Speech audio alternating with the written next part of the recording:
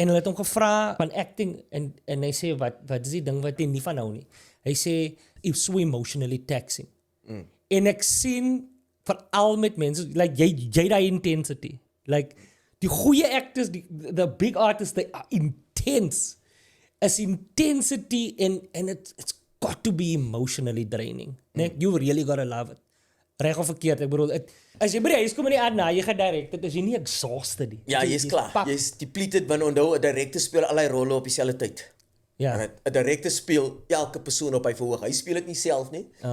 But he is sitting here guiding all of those emotions, managing every actor, every ego, every personality at the same time. Ja. Right. As jy op 'n TV set is dit nog erger because nou jy 'n crew aan hierdie kant en jy het actors aan daai kant. So, almal speel na dieselfde oomblik toe.